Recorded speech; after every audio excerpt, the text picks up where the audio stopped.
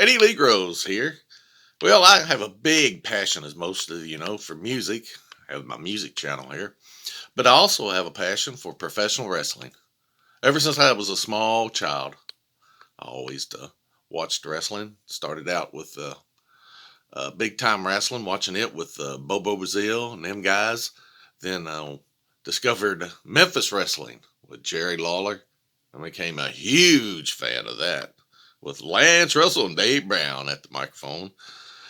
Then ICW came along from Lexington, Kentucky, and became a big fan of that. Then now all the way up to the WWE wrestling. Back, probably 2006, 2000, somewhere in there, me and some good friends of mine, Mr. Bob Snapp, Mr. Lovell Linville, two other huge wrestling fans, we started a little podcast called Ring Rap, where we would just sit down and talk about the wrestling, that recap things that happened that week and give our perspective on what possibly is going to happen with the storylines coming up. We had a lot of fun doing that. One of the biggest ring raps we got to do, we got to interview the Boogie Woogie man, handsome Jimmy Valiant. And I've just recently found the tape of that, so we're going to put it up here and let you listen to it. Then right after that, let it continue to play, and we'll have an episode of Ring Rap that we recorded for that week's show. So hope you enjoy it. Hope you listen to it. Hit our like and subscribe button if you do. If you don't, hit our like and subscribe button anyway. We sure do appreciate it. Thank you all. Now here's our interview with the Boogie Woogie Man, handsome Jimmy Valiant. Hi, Eddie Grows here from the FWA website. Recently, Bob, Lovell, and myself had the pleasure to talk to one of wrestling's greatest legends, handsome Jimmy, the Boogie Woogie Man Valiant. So here is that phone interview made on November 8th, 2008. Hope you like it. Hello, Mr. Valiant. Hey, brother, how you doing? Eddie, man, Bob, Lovell, what's going on, boys? Oh, we're just hanging out here in our FWA studios, and I'll tell you what, it's an honor to speak to you today. I want to thank you for taking the time out of your schedule to talk to us. Thank you very much, man. Hey, it's my pleasure, and brother, anytime you all are in the great state of Virginia, man, please come by and be my guest. I have a Wrestling Camp Hall of Fame here, museum, and the good part about this whole deal, Eddie, is that once the fans come any Sunday 12 to 4, there's no charge once they get here. So they have free access to any of the buildings. It's a 2-acre compound. The only thing, the main gate is only open every Sunday from 12 noon to 4 p.m.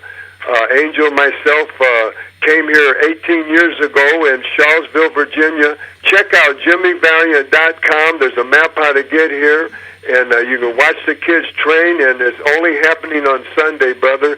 But please come, be our guest. Oh, that would be neat. We hope to make it up that way sometime. Most definitely. Be an honor. We've seen you have a new book out. Can you tell us about that?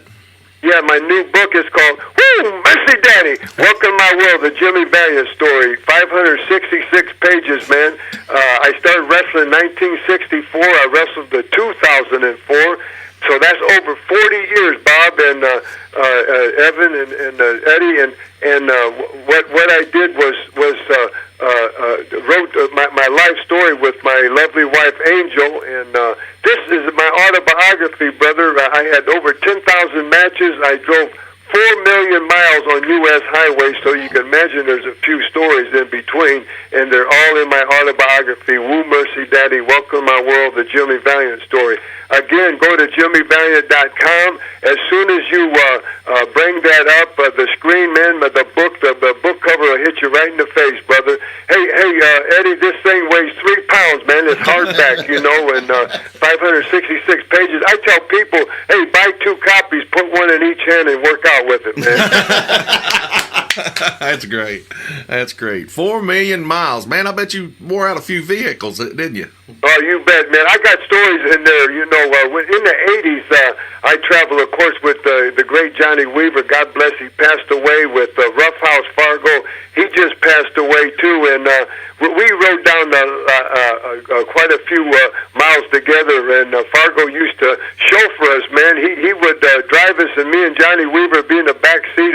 He had a big Buick, and we'd be in the back seat playing cards, going and coming, 7 days a week, man, in Carolinas, and brother, I tell you, Fargo put in 3 different engines. I was there 8 years, and so he put in 3 different engines in that Buick, and we even wore the dome light out, man, and hey, most of all, I mean, no one even burns a bulb out, but we burnt the whole system out, man.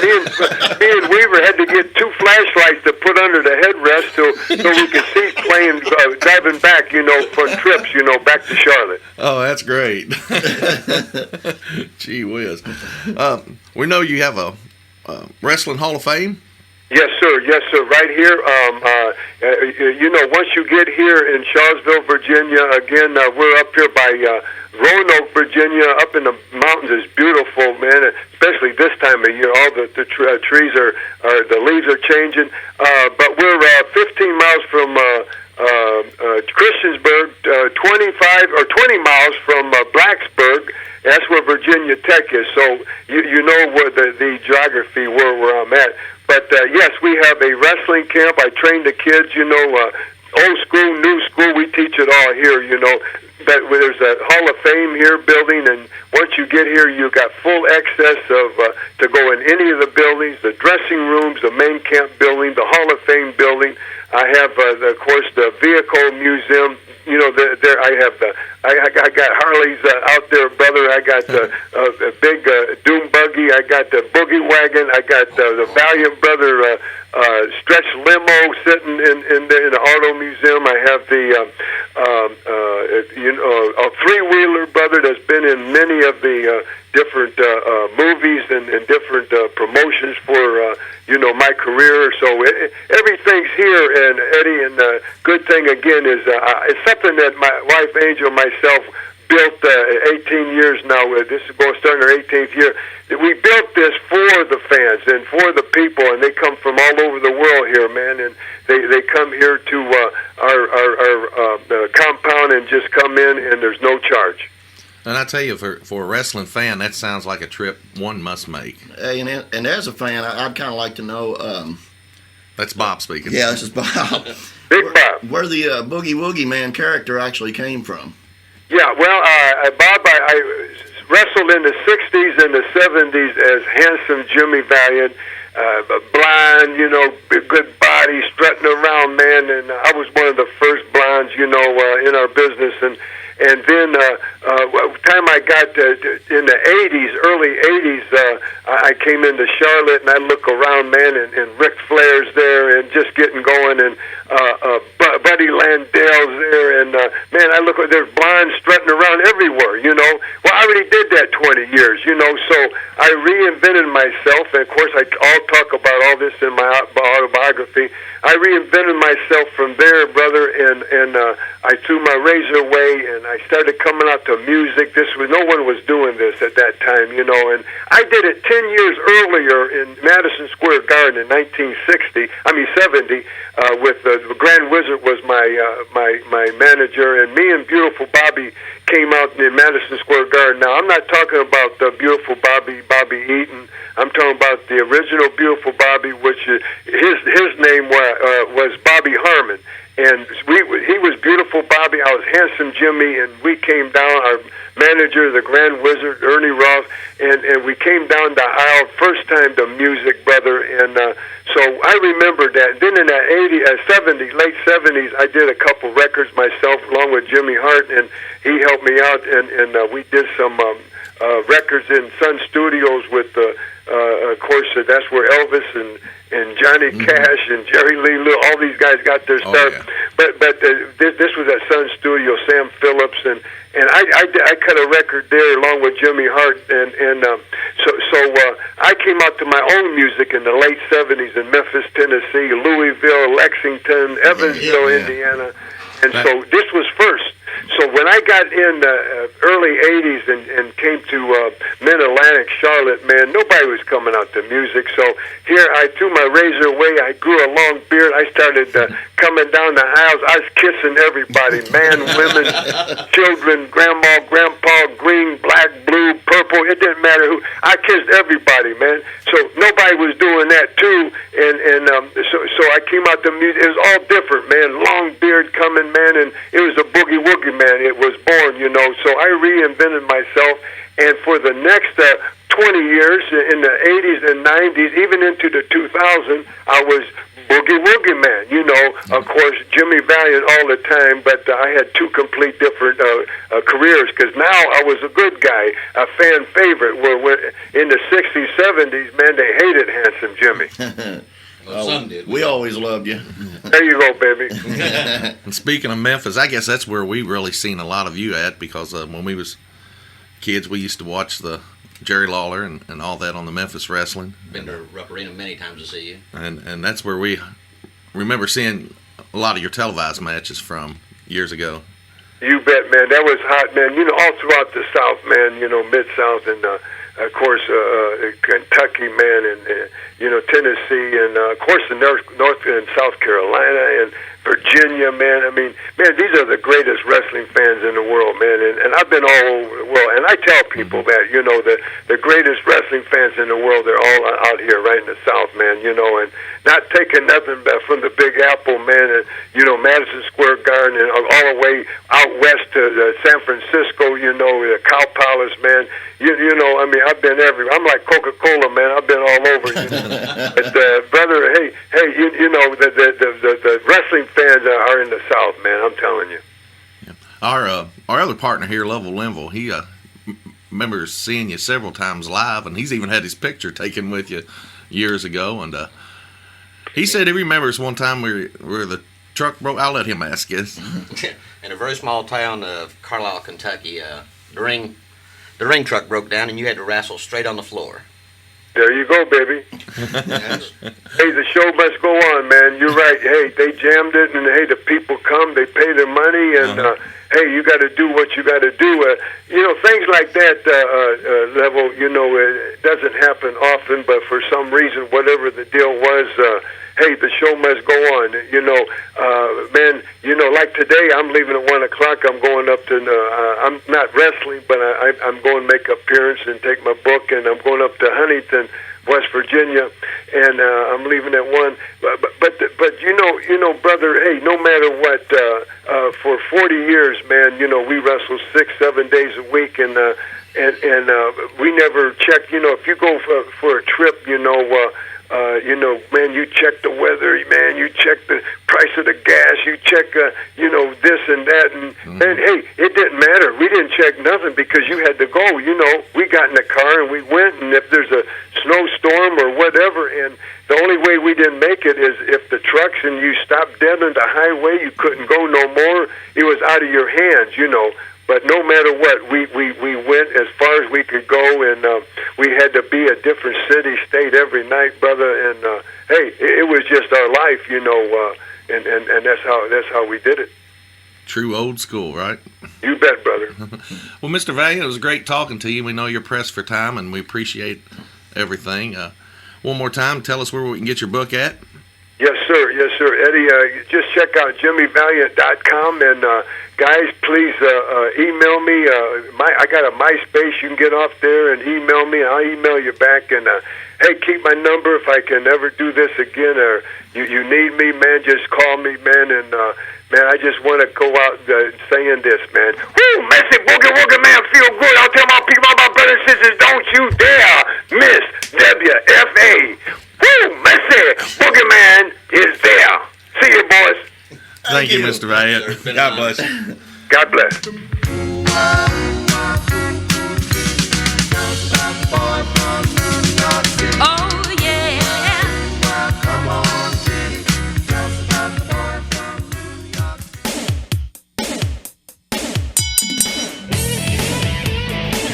Welcome to the Fans of Wrestling Alliance's Ring Wrap, a candid conversation of pro wrestling's past and present. Now here are your hosts from the FWA, Eddie Groves and Bob Snapp. I don't know this, but we usually sit around in our underwear and do this show. But Usually Eddie's got his on his head, though. But. So, No wrestling comment. this week. Wrestling this week, we had on the WWE. You said Mike Adamle actually left. He actually quit WWE. Mike Adamle is gone. I don't think it's so much quit, but it was kind of a mutual thing between him and Vince. They both decided, well, Save your you ain't applause. cut out for this, and I think Vince is thinking, and I'm paying you a whole lot of money for being not cut out for this, and they just kind So of he parted quit, ways. slashed, was going to get fired anyway. Well, it was, yeah. I mean, He even screwed up his lines on his way out, so I mean, he's gone. I don't think it was mean spirited or anything. I think they, I think they could work with each other down the road on a different kind of project if they. Yeah. He could probably do some stuff behind the scenes. I mean, Well, he's Yeah, a he sportscaster. He's not a wrestling. Well, it's just not made to have a mic put in his hand. I mean, I've never heard him do sports. So, I mean, yeah, because he came from Gladiators, and right, and I don't think that's not really sports. I mean, I don't it's really sports think entertainment too. You don't have to know wrestling to really to be the GM. I don't think. I mean, hell, he carried his lines on a clipboard. That's what you I'm know. saying. That's how unprofessional it was. He had to look down every time before he did anything. But I gave him his shot, like I said I would, and he sucked. So, So- good And deal. Vince. Na na na na. Hey hey hey. Goodbye. And I think that's the way most of the fans of WWE wrestling felt. For Raw. And you know? Vince, no more cage matches for Jericho. And what are they doing here with Stephanie and her brother? splitting them Plant up. a seed. They're planting Yeah. a seed. I read today that they're going to have like a little feud that might even, believe this or not, lead up to a match, which is supposed to bring Vince Yeah, back. boy. To bring Vince back before WrestleMania, Yeah. because USA is having a fit over the ratings being so low, and Does Vince mean that much to ratings? I think so. Yeah, because you can get, especially if you can get somebody like on the Stone Cold level that would be against him. Yeah. I think the Triple H thing would have been good, but he's in SmackDown now. So, and SmackDown's ratings have damn near come up to Raw's. I mean, they ain't off that much. That's because of Jim Ross. And Triple H, give the man his due, even though he married the boss's daughter. But there's Wouldn't not you? really any storylines going on Raw right now that's worth a hoot. No, Charlie Haas. And the thing with Brett, now that's kind of that was wrong. That was wrong. Let them do that in Canada. yeah. There'd have been a riot. Shooey. Well, they had to really dig in the warehouse to find those glasses for him to pass out that night. And Lovell brought up a point earlier that, before the show that was talking about Jericho and that cage match. The last two he's done, he's totally screwed up. Period. I mean, But You- you can't. you lay said it it's all on Batista. Jericho. You can't lay. Well, I mean, I'm not saying Jericho didn't have any responsibility. I'm just saying Batista just laid there, watched him do it. He didn't move. but the common denominator in both matches was Jericho. What's the other one? The one he did here a couple weeks ago. I mean, they threw him up like he was going to go through the ropes, and he hit the cage and sidestepped, then went out the cage. That's what he's supposed to do. Oh, I didn't read the script. My bad. But I think that stuff should be over with. They need to move on down the line. And it surprised me that they gave Jericho the belt back. That was. A But big I think shock. that's getting ready to be a run for Cena. Cena, yeah, Yeah. because they So didn't when want he to run comes back, Batista, Cena. Well, he gets back Survivor Series, which is, well, when is that? That's the end of this month. Yep. Third week of this month. Something like that. Yeah, and TNA's got a pay-per-view this weekend. I think. Sunday, yeah. Stone Cold's making a movie, but beating up everybody in the movie for real. Yeah, he broke a MMA fighter's nose. Oh, yeah? Yeah, it was supposed to have been a fake punch, and he broke his nose. Ouch. Said old Stone Cold was feeling pretty bad about it. Kept coming over asking how he was and stuff. And said, and then last time he come over, he had his hand wrapped up like he broke his fist on his nose and stuff. So, I mean, even the MMA guy put a thing out saying that it was an accident and he's one of It'd the be kind of an best. honor to have your nose broke by Stone Yeah, Cold. well, yeah. Don't want that honor, but So what's going on TNA this weekend since they got their big pay-per-view happening? The Main Event Mafia. This is so cool. I mean, I know it's old school, and maybe that's why I think it's so cool. I do too, as long as they don't overdo it and keep adding and Who adding is like it? the NWO If and they kill leave it. the 5. For the benefit of fans that may not know what's going on, what is that? The Main Event Mafia is the veterans most of the veterans in TNA, which are Sting, Kevin Nash, Kurt Angle, Booker T, Scott Steiner. Scott Steiner just joined. And actually, when he come out in suit and tie this week, I was like, okay, maybe he will fit. Is he looking pretty good? Yeah, he's looking real good. I missed half of it. Did he actually get a hold of who's been his imitator in TNA?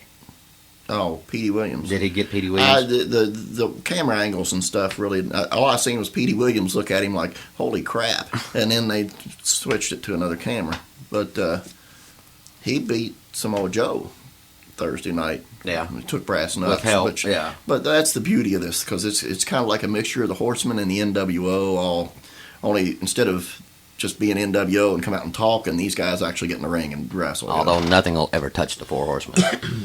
Now, this past Friday night in Nashville, they had a what was it? Memorial show. Memorial show. Was that this? That was this Friday, past Friday. I never did find out who was going to be I, the main against him. I actually sent a message on the Lance Russell website, lancerussell.com, to see if he would be there, and his son said no. Said you can't hardly pry him out of his chair now. He lives down in Florida now. So he said he is taking him up to play golf in Alabama this weekend, so that's the only way he can get him out. Did our friend in Nashville get to go to the show? I haven't talked to Mr. Shane Thompson yet, but hopefully he said he was going to go. So, and Take a he camera. was Results take a next camera and time. hopefully get a little bit of video that we might be able to paste up on That would be cool. our website. So we're kind of working on that, and What is the website again? the FWA FWA Fans of Wrestling. Alliance. All right, we got a special segment we're going to have coming up here on the FWA website. We did an interview with handsome Jimmy Valiant. The Boogie Woogie Man. And, Rusty Daddy. He has a new book out, and he tells all about that and other interesting things. And Bob's got some other stuff he's going to put up on the website as kind of like a commemorative edition of the FWA website in the honor of handsome Jimmy Valiant. Yeah, classic clips and pictures, and Lovell's added some stuff for it. He's got a picture of, how old was you in that picture, Lovell? Never mind how old I was. My daughter was probably 8 or 9 in one, 12 in the other. So that puts him at about, 38, 39? No. But That's been long enough. It's been way back since Bob had hair. So Yeah, that's true. And yours was black. as opposed to his convertible blonde there type look these guys with. Convertible gray. Convertible gray, yeah. But we got like I guess about a 12-minute interview with Mr. Valiant at the Awesome interview. phone interview, and it's great, man. He is professional. We were all three in Very awe. good. I mean, it was a great honor to talk to him. Well, I guess that's about it for this week. I'm Ed Groves, along with Bob Snapp. and Lovell, Linville. and see you next time Hasta la vista. here on Ring Wrap. Dun, dun, dun, dun, dun, dun.